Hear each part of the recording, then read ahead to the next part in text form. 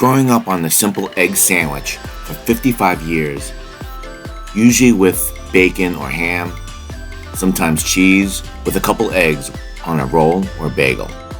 My mind exploded when I learned about Win Sun's egg sandwiches, which is surrounded by a scallion pancake, a twist on a traditional Chinese delicacy that sounded really amazing, so Irene and I made a date. Today, it's a date day with Irene over there. It's here. And we're going to go to Winsome Bakery in Brooklyn for their interesting take on Taiwanese American baked goods. In the case, you see a bolo bao, taro cake, mochi donut, all technically not specific to Taiwan. Anyway, it's really tempting to jaywalk, but we will be safe and hold for the walk signal. As we waited, I looked up and down the street to admire East Williamsburg as a growing neighborhood for young families. And here we go, so looking forward to their egg sandos.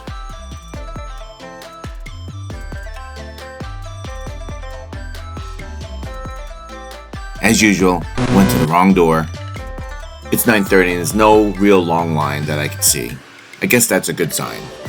I don't know about you, but I love seeing those small, quaint cafe tables outside.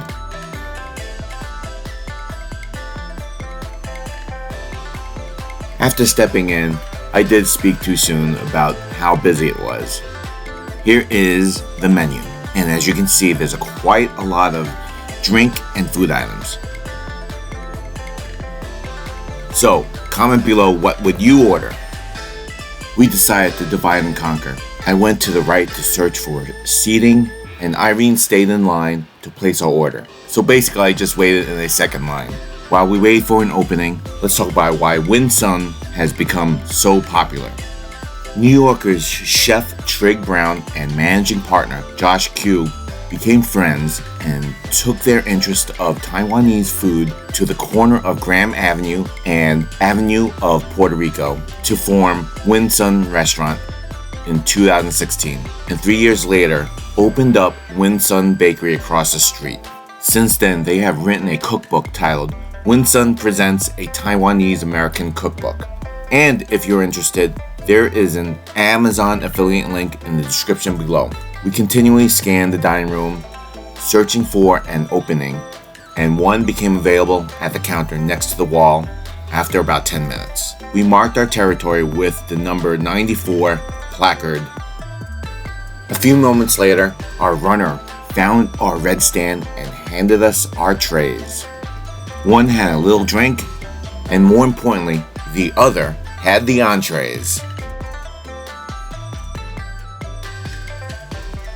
By this time, I was hungry and started with the bacon, egg, and cheese variation.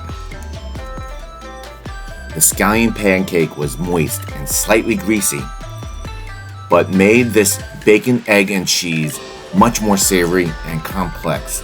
It was balanced by the sweeter and slightly nuttier flavor of the Havarti cheese. It was definitely a unique balance in an amazing way, which was sweeter and nuttier. In terms of structure, it was more like a wrap than the ingredients between bread. Nonetheless, I enjoyed this variation of BEC. Served with the sandwich was a ginger deluxe sauce, or aioli, which included ginger, fermented tofu, and a bunch of other ingredients, which I have listed in the description below. So I dipped a corner of the sandwich and found it to be bright, tangy, and smoky that enhanced the flavor of this gluten-free sandwich. Next, I picked up the jukai and took my bite.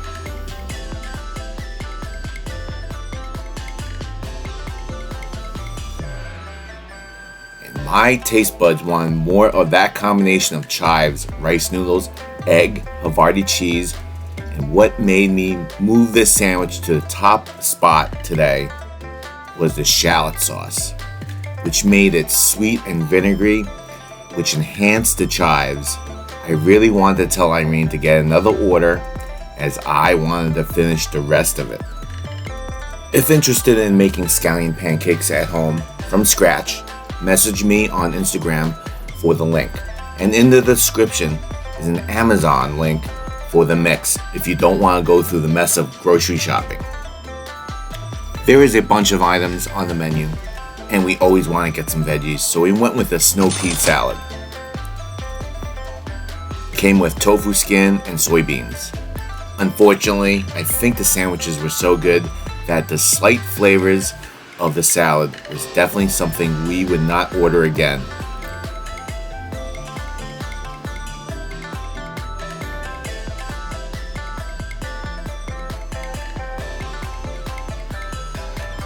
It was more like a side portion that should have come with the sandos. It's a good time to wash down the sandwiches with the unflavored soy milk. I should say it was what soy milk should taste like, which is something just above bland.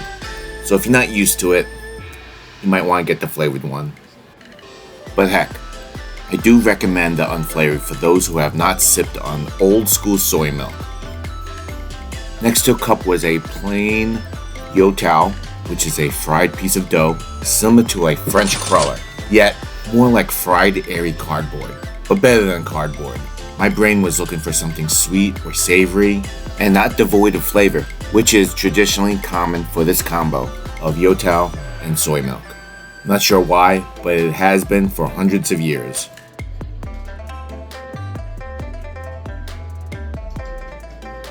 Traditionally, Chinese people usually have something bland in the morning. Lastly is this pastry-looking item. I really wanted to bite into that chocolate peanut butter twice-baked bolo bao, but we were hedging our belly space for our next stop over at Emmy Squared. And if you want to watch that video, I'll leave the link in the description below. For now, let's take it home and eat it later. But first, what is bolo bao? Technically, bolo is pineapple, but there's no pineapples in this bun. Its outer shell looks like a pineapple because the top is similar to a sugar cookie that sits on top of a more sweeter, softer, and airier bun. Okay, here we go. Back home after our adventure in Williamsburg and parts of Brooklyn. Started the day with Winsome Bakery and had some incredible breakfast sandwiches on scallion pancakes. Then we went to the New York Transit Museum, which is pretty cool. You definitely have to go there. And then we finished off more like a late lunch at Emmy Squared. Got some of their Detroit pizza and their famous La Big Nat burger. So anyway, while we were at Winsome, we ordered something, which is the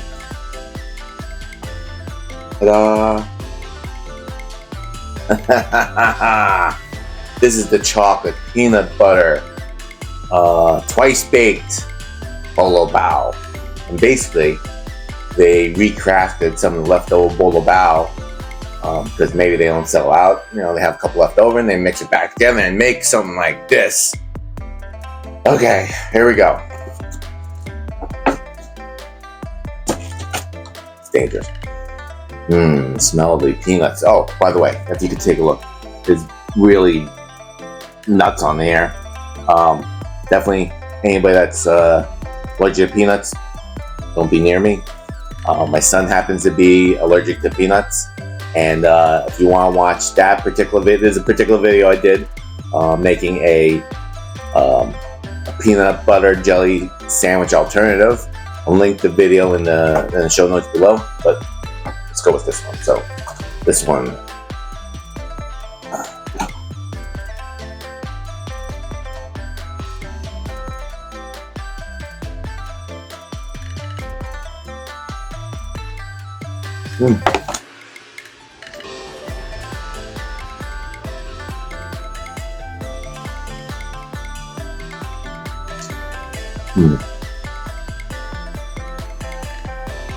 very good.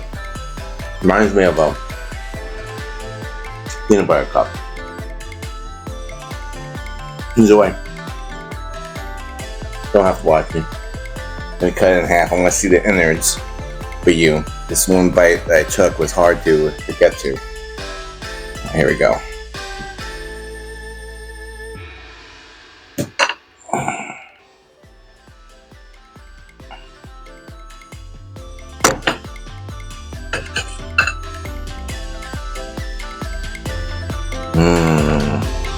Look at the layers of chocolate. Peanut butter.